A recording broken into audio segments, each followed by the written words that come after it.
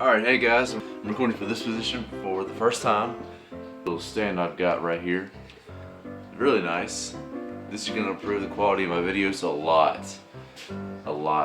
Alright, so a bit about my morning so far. I've got my boiled eggs that I've got for dinner tonight. I've got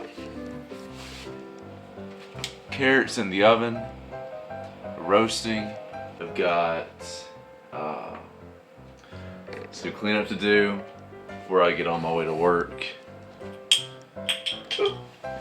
Okay, hold on.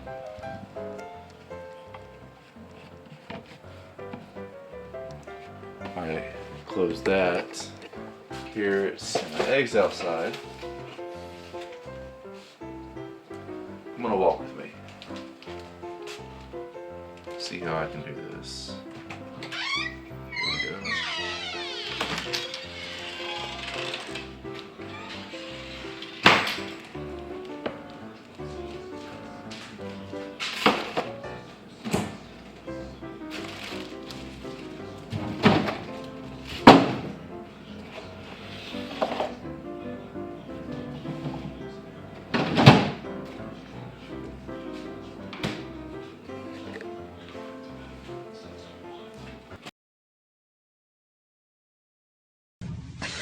Drop it.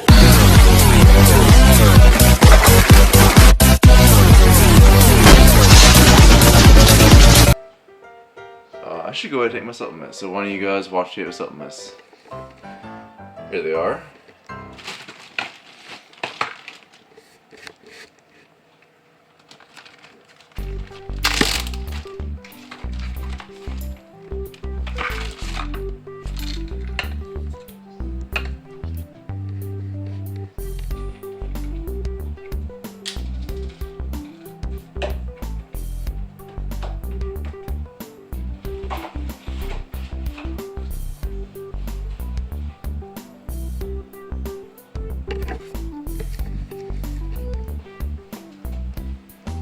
Grab a tote. I guess it could be a tote, a little container.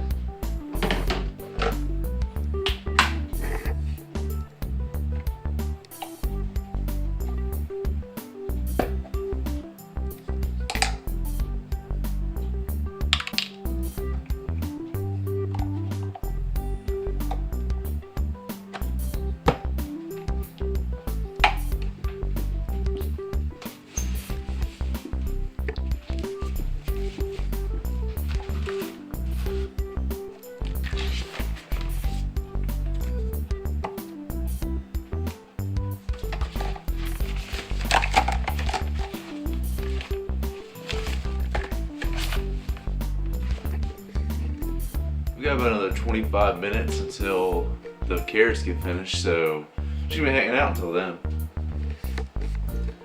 Supplements going away into the cabinet.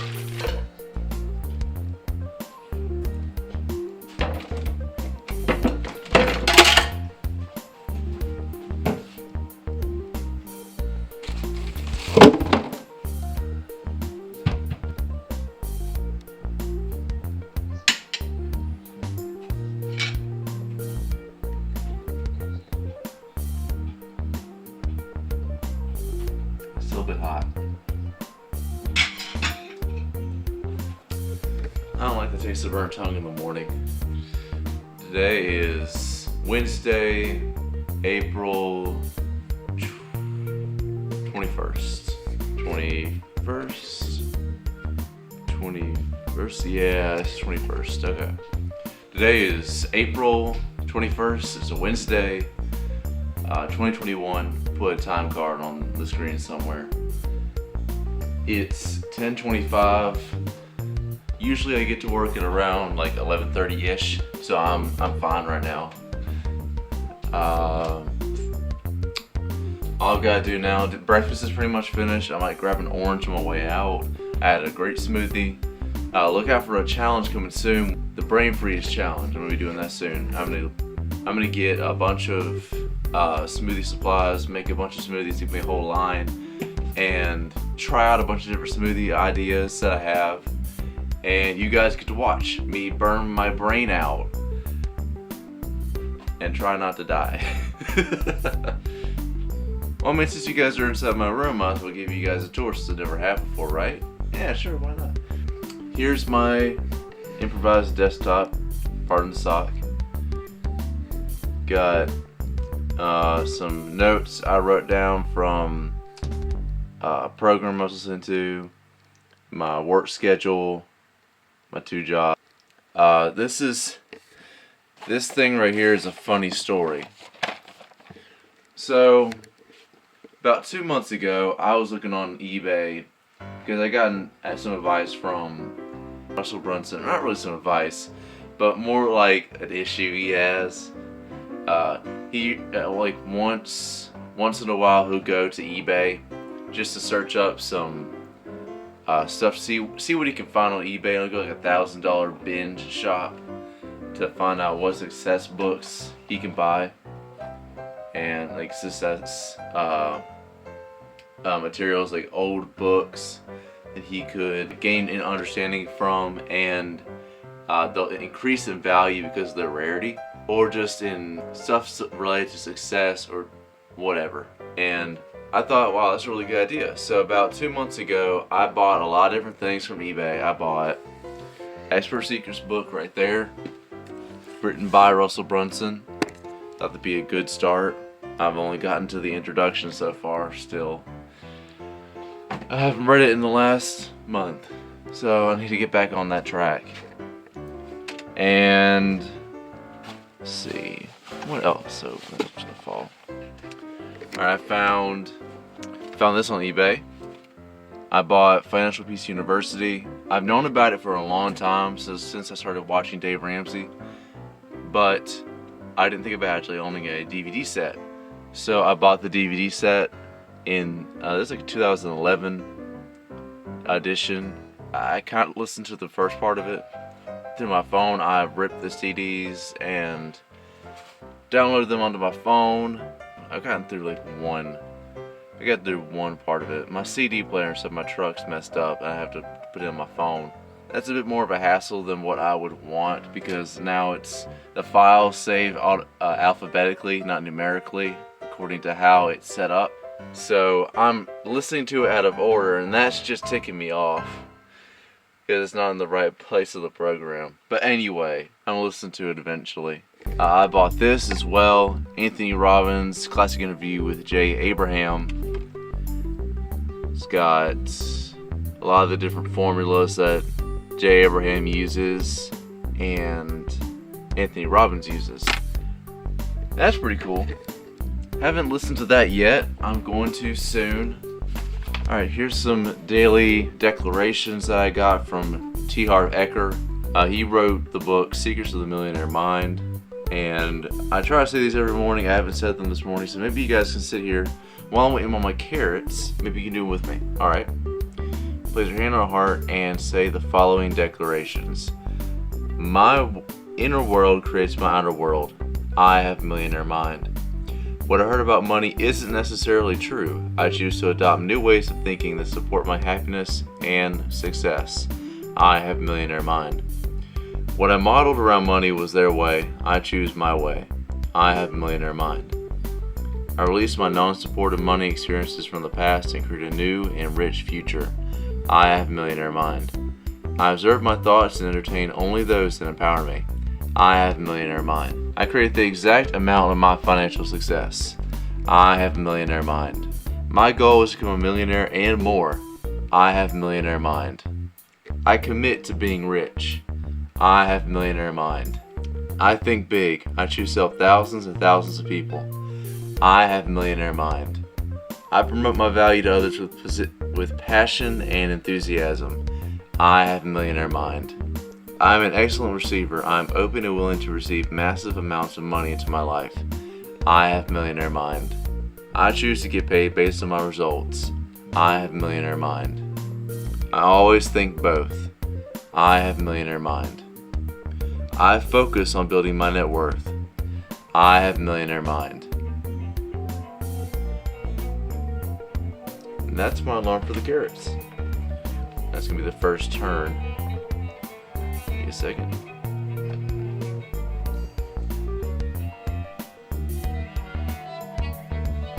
Oh, I'll sit down. Alright, stop. Alright, I'm gonna finish these and then go check on the carrots. I'm an excellent money manager.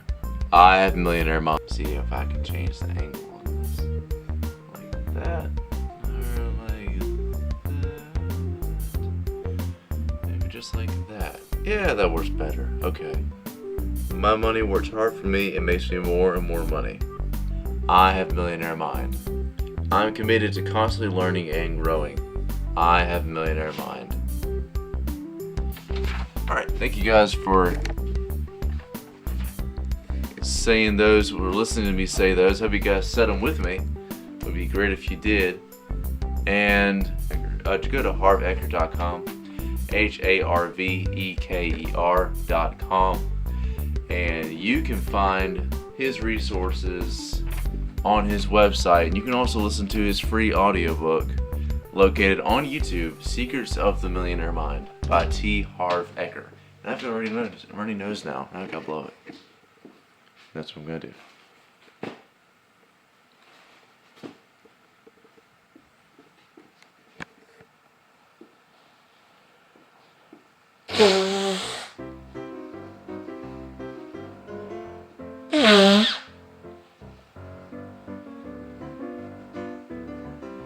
I don't know what that was, but hope that you enjoyed that. Off to get the carrots, the wonderful carrots of oven. Ba ba ba ba ba ba ba ba ba. The carrots are fog. Steam. Maybe my tea's cooled down now.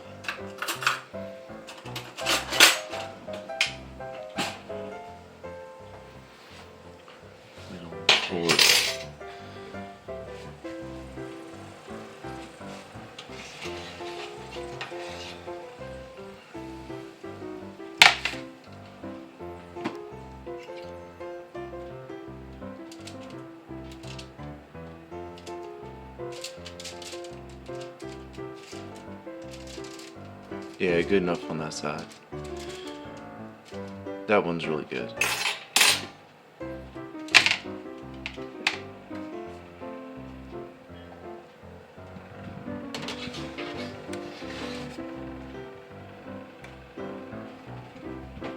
I'm gonna let those go for about another 15 minutes. Set the alarm on my phone.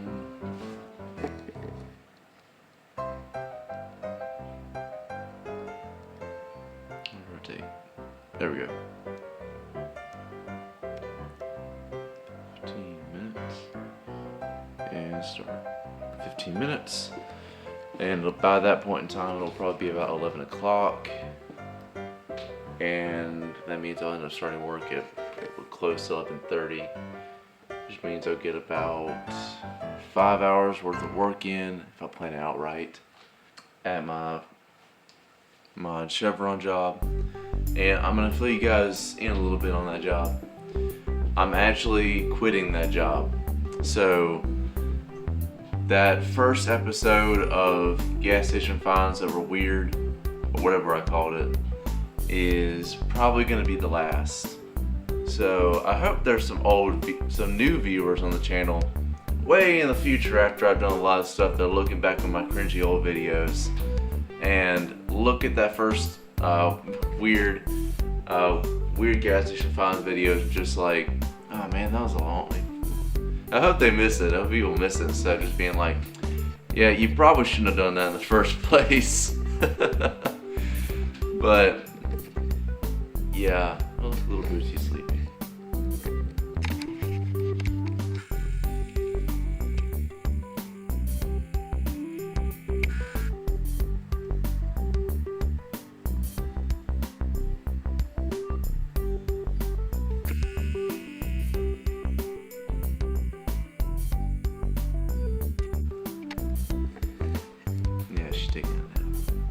Really, she's still just sleeping from last night, but it isn't nap. It's an all-day nap. Tea.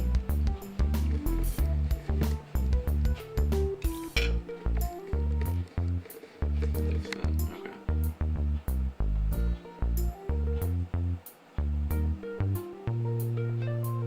That's better. I do my tea in a bulletproof tea way. I might have mentioned this in another video. I add about a teaspoon of oil to the tea before I steep it. I add some hot water, let it steep, and get a bulletproof tea. It's just high fat tea, that's all it is. I got the inspiration from Russell Brunson, who got the inspiration from Dan Perry, and I don't actually follow the recipe to a T. He's got his own program called the Bulletproof Program. It's high fat, low carb. Close, I guess it's kind of, I don't really know. I don't know a lot of these are diet terms. All I just know is it's high fat, low carb, kind of like keto, but with a little bit of carb, which is okay if you're trying to count your macros. But I'm more of a Seco guy. Try to keep it simple. And this without, I add honey sometimes, but I have a little bit of honey left, so I kind of want to preserve it. And I plan on getting some allulose, which is like an artificial sweetener from corn, soon, organic. Get that from Amazon. And I'll review that at a later time. But this tea right here is scrumptious. It's the Yogi brand vanilla, Yogi brand vanilla something. It's like, let's get the box. Just get the box to show you. Alright, not sponsored. Vanilla spice. Perfect energy from Yogi. Let's see what the ingredients are. Alright. L-theanine, syntheanine.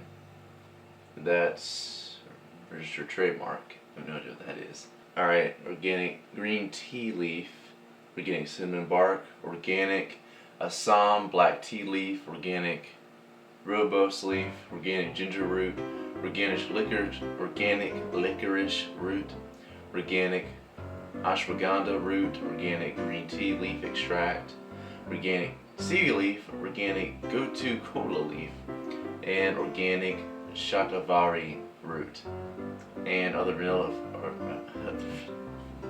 organic vanilla flavors, and organic vanilla bean.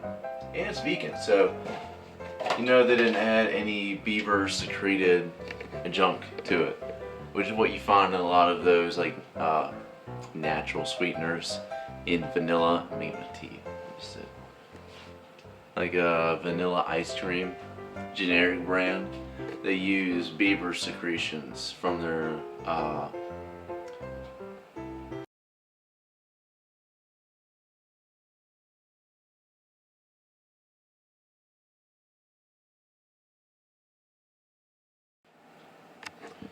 Okay, I have no idea when that cut off exactly, but I'm just going to talk about the work. So, I'm going to go back and say thank you to Mr. Ricky for hiring me, first of all, but give a bit of a backstory on how I started working at that gas station job in the first place. So, after I left my parents' house and I started for my own, kind of get, I was actually living in a tent for about a week. I bought all the tent supplies the previous week, and I had, okay, I'm not gonna sugarcoat it. I was a brat, okay? I was a brat to my parents, and my family as a whole, and people as a whole, and I still struggle with the same kind of tendencies. I don't like saying this to a camera. I was a problem child, let's just say that. I have a lack of care, or I had a lack of care, other people's opinions and other people's needs or wants from me, and I just really didn't even care about what other people. I just didn't care about people. Let's just say that.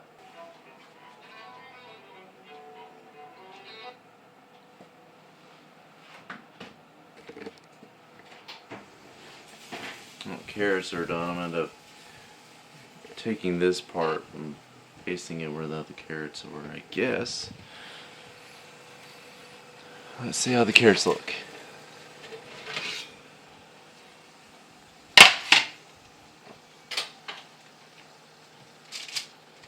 Yeah, these are done. Done too. Alright.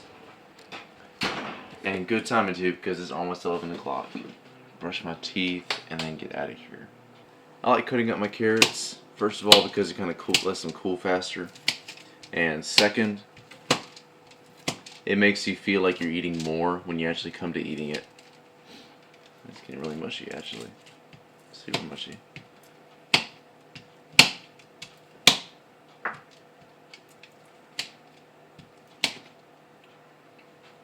Alright. That's that for the meantime. Move this into here.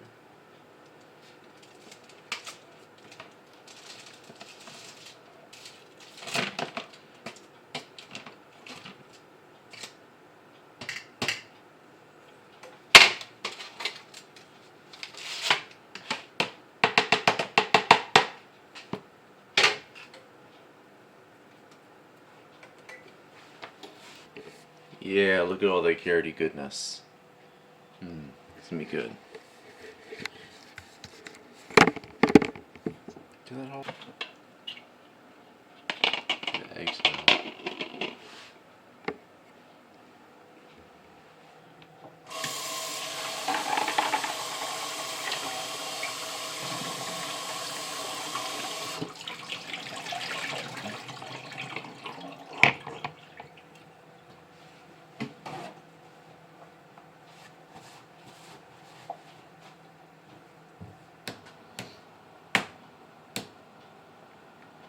I like to give my eggs a good smack around after I boil them.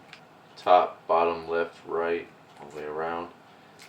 Then just peel and peel and peel. And that egg steamer works wonders.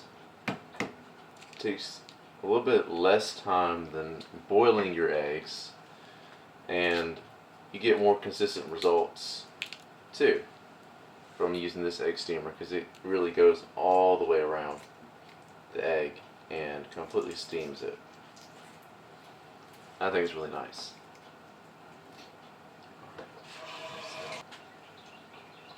Alright, that's gonna be dinner.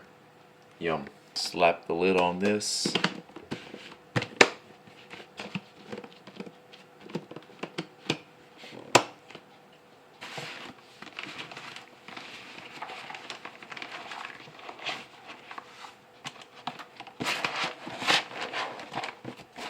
Grab a fork, because I need a fork.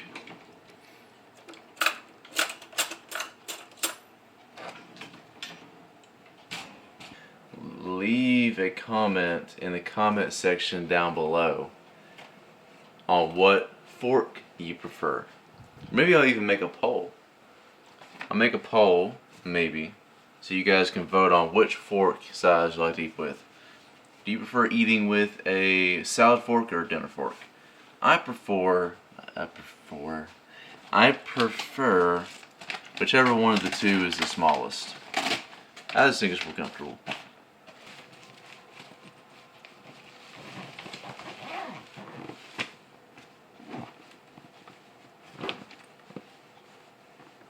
So back to what I was saying, giving a bit of a preface on why I was booted out of the house. So I had developed this trait of not caring, and I'd had it for such a long time. It had been more in the background. It could be more excused, like, oh, he's just shy, or oh, he just doesn't know how to socialize.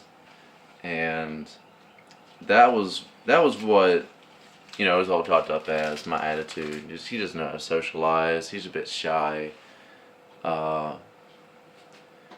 doesn't know how to interact as well, which, you know, was the excuse I used for why I don't have any friends. I don't have someone to relate to. Those are my excuses, which they weren't always valid. Sometimes I didn't connect with people, sure, but I left a lot of friendships on the table that I could have taken up and had a great time with, or improved, but I didn't because of my behavior. You could label me narcissistic, and that would be completely accurate. That was my attitude. There's two different terms they use for narcissism, or narcissistic people display your lack of care and your interest for yourself, and your selfish tendency is very open, and you're just a very, like, you want everyone to know that I don't care. You got a cousin that's like that. But I was a covert, meaning that I tried to hide it. I tried to hide my lack of not caring with excuses or a look of innocence. That's how I did things as a narcissist. And I still struggle with some of those tendencies today. Not because it's rarely in the foreground of my mind, because it's in the backdrop. Yeah, I still deal with that on occasion. I was a covert narcissist for the better part of my life. And as a narcissist, you really care about yourself only. I don't know how much of my audience knows what a narcissist is, but that's pretty much it. You care about number one only. And it's not like a normal number one thing, like care for yourself first. It doesn't really matter what other people's opinions are about you. I have a really funny thing about that, because in the past I was a really self-aware is the term, where you're constantly looking at yourself and putting yourself down. So I was kind of like a narcissist that was killing itself. It was like two sides working against each other almost. Like, my narcissism wants to take over, but then again another part of my mind says no. And like, I had an internal struggle. Not to over dramatize it, but it was a bit of an inward struggle, because I wasn't all narcissist, but I wasn't all or even really halfway good either. So, but all I have to say, so I screwed up relationships in my life that could have been really good relationships, including the relationship with my family. I'm screwed up so bad that they have trust issues with me still. And I understand that, because you give me a task to do and I would intentionally screw it up on purpose, or not fully commit myself to it on purpose. So you can kind of see why people wouldn't want to trust me with anything, which is why I wasn't really given much responsibility, which is, in my narcissistic way of thinking, that was the best, because you didn't have any responsibility. You could just be a freeloader, basically. Which is good in some respects, because not the narcissism, but the work less lifestyle isn't necessarily bad, but out of the gate and you don't want to do anything at all, that's just being lazy. You have to want something bad enough and strive hard enough to where you can eventually say, hey, you know what?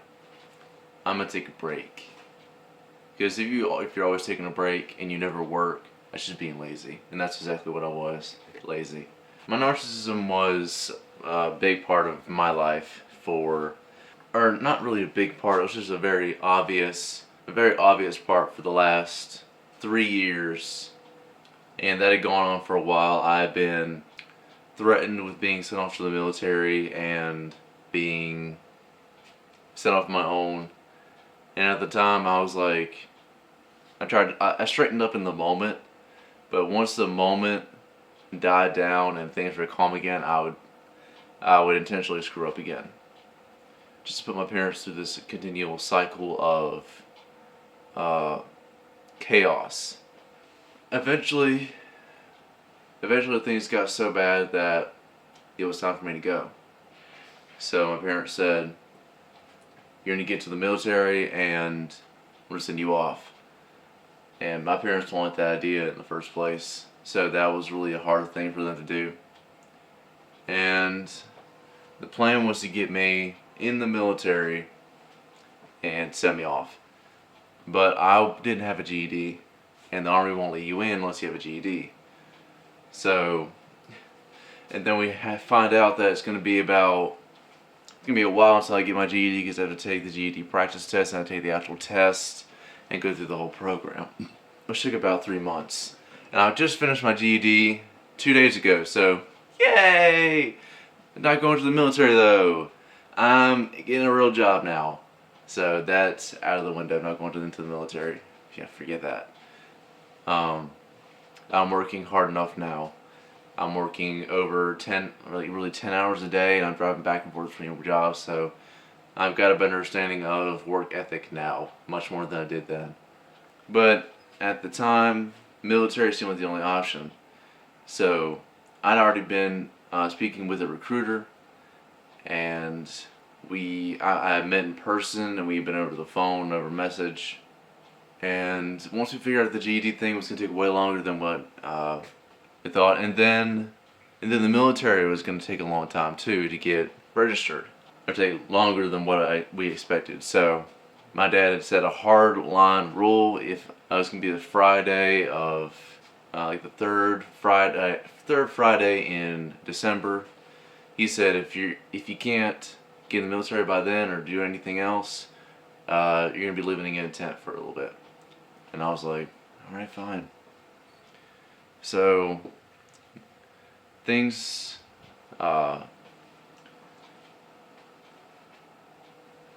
eventually involved me living in a tent. I got all the tent supplies, and I moved in that Friday, got everything set up, and it wasn't too bad.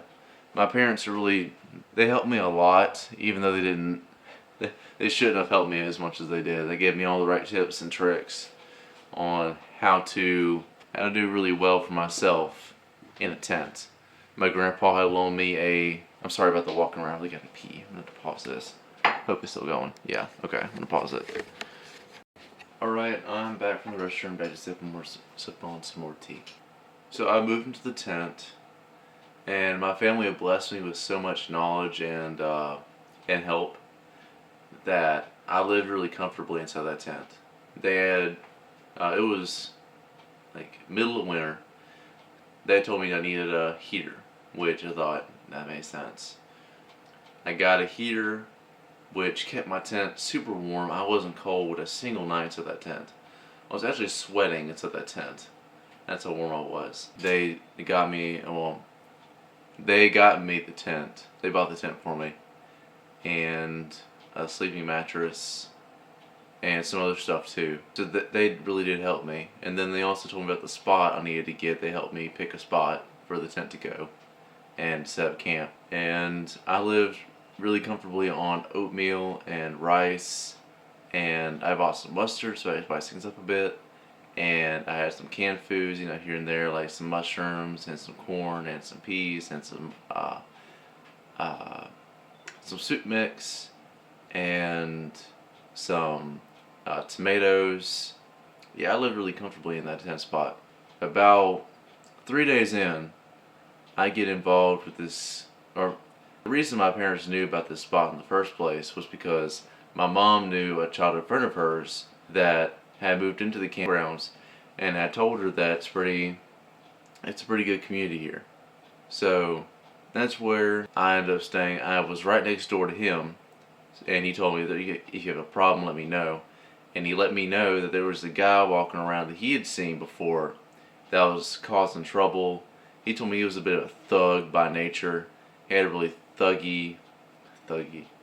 He had a thug-like way of operating, like, hey, what's going on? You think you look at me like that? Huh? You think you look at me like that? And that's exactly what he did to me one night, coming from the bathhouse after I got my shower. And he was on the right side of the road, I'm on the left. I'm keeping my distance. I'm just like, hey, how's it going? And I didn't even say anything to him. I looked at him, and I was like, hey. I just did my normal gesture of, like, acknowledgement, basically. He must have already been in a really bad mood, because he took instant offense at me just being there and looking at him. He got all in my face, and I thought things were about to go down. To be honest, I was shaking my boots. My mom's friend and some of his friends who were watching from a distance, right as I thought he was about to throw, like things were really about to go down, they stepped in and backed me up away from him and put some distance between him and I. And he said something like, "Hey, that's alright. I love odds. Come on, give it to me." And I was just like, man, this guy's a death wish. He's going up against 3 guys, maybe a half if you count me, going up against a single guy. Thankfully, nothing ever did go down physically. The cops showed up a little bit later, and they didn't arrest him, but they gave him a warning, and he left the next day. That was the only problem that I had there. And after that event, about 1 day later, one of the park officers is driving by, and he stops by my tent when I'm outside. And he says, "Hey, I heard about this guy that was bothering you. Was that you?" And I said, "Yeah, that was me." And he said, "Can you kind of explain what happened?" So I did. I told him everything I just told y'all. And he said, "Okay, yeah, he's been taken care of." And then he asked me, "How old are you, son?" And I told him I'm 18. And he said, "You can't be here. You can't rent a tent spot unless you're 21 or older, unless you have a cosigner." And I was like, "Oh, huh." And then he told me, I'm going to backtrack a little bit more. The day I came in was Christmas Day. So, Christmas Day I came in, and the office was empty, but you could drop off your deposit for however long you wanted to stay. So I already dropped off my deposit for the whole week. And so he told me, you can stay for the week, and then you gotta go. And I was like, okay, that's fine. About 2 more days go by. No, 1 day goes by, and I contact my grandpa, and he tells me, we backtrack, let me gather my thoughts. So, I start looking for other places to stay, and I call my grandpa, and I tell him, or I ask him, "Would you mind if I parked my tent in your backyard and stayed here for a little while?" And he was like, he chuckled a little bit, and then he said, "Yeah, sure, no be a problem." So I told him, great, and he told me that he could be in there by Thursday. So it had been 6 days since I moved in, because it was going to rain really hard the next day, and I needed to be in there and not set up in the rain. So I told him, okay, I can do that. So my family came and got me, and we drove here to Grandpa's. I set up my tent. That night it rained so much, and the wind was just battering up against the tent like all over the place. And I actually slept okay. And I woke up in the morning, I was soggy and wet. I slept in that tent for about another 2 nights. And then I was just like, and then my grandparents offered the back bedroom, which is what you saw a little while ago. And I told them the first few nights, I was like, no, thank you, but no thanks. I'm going to stay inside the tent. This is only going to be temporary. I don't want to bother you guys. So next 3 nights goes by, it's still raining. I'm soaking wet every morning I wake up. It's not good on my body. I'm still going to work. My grandparents are driving me to work. And at that point it's just kind of like, oh, no, I gotta move in. So I took them up on their offer. I moved in, I slept, and a lot better than sleeping out of the tent, I'll tell you that. So I slept. So I moved in here.